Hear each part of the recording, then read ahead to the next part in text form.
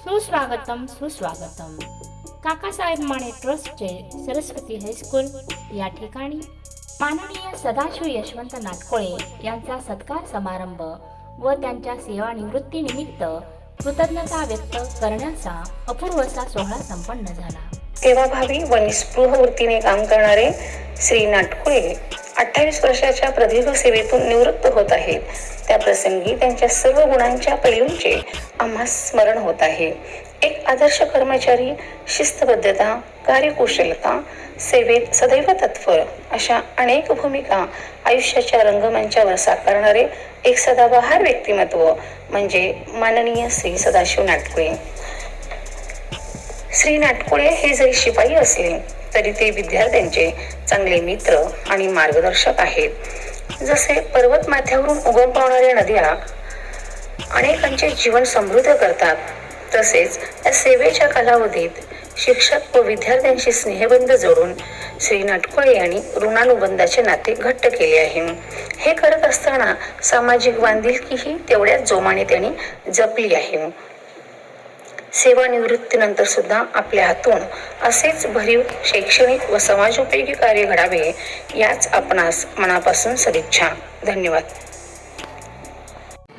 माझे नाव सदाशिव यशवंत नाटकुळे, गाव बानगे, कागल तालुका.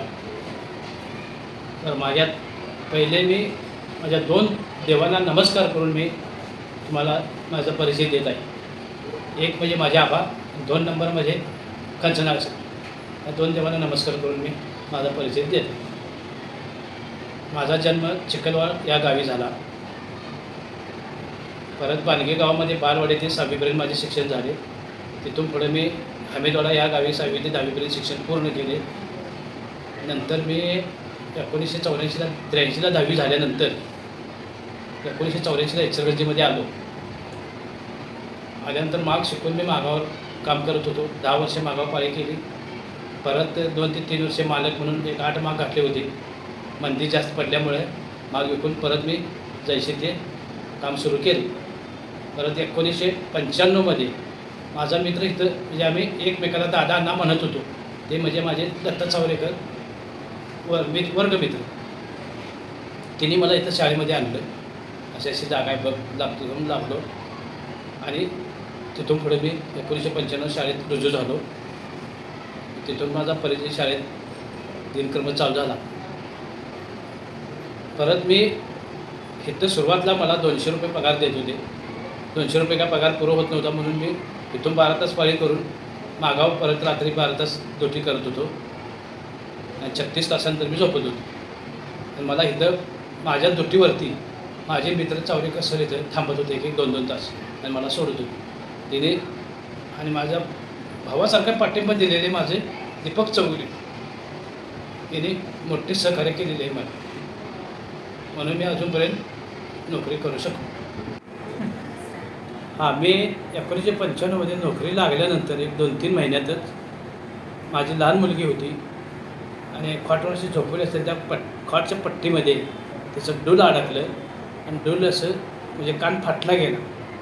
आमच्या घराशेजारचा एक मुलगा मला बोलवायसाठी आल्यावर इथं आमचे आबा होते. मग काय झाले म्हटल्यानंतर आबाने त्या मुलग्याने सांगितलं असं त्यांच्या मुलगीचा कान फाटला आहे, दवाखान्यात न्यायचा आहे. लागलीच आबाने मग खंचाळ सरांशी सांगून मला इथंच 2000 रुपये दिले आणि ताबडतोब घरला पाठवले आणि म्हटले पोरगीला दवाखाना बघ.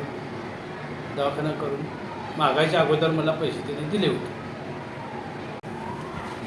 आबा व खंचना सर यांचे सहकार्य मला लाभले. परत आता माझ्या नोकरीच्या कालावधीमध्ये 3 मुख्याध्यापक झाले, त्यांचाही सहवास मला चांगला लाभला गेला.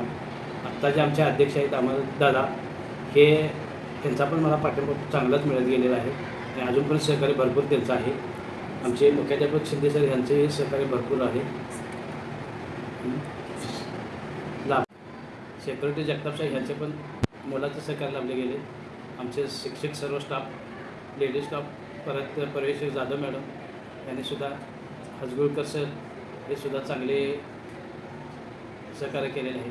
माझे कर्मचारी यांनीसुद्धा मला चांगले सांभाळलेले. धन्यवाद. करायचे काम करत असताना त्यांना मुळात कुस्ती खेळायची लई आवड होती.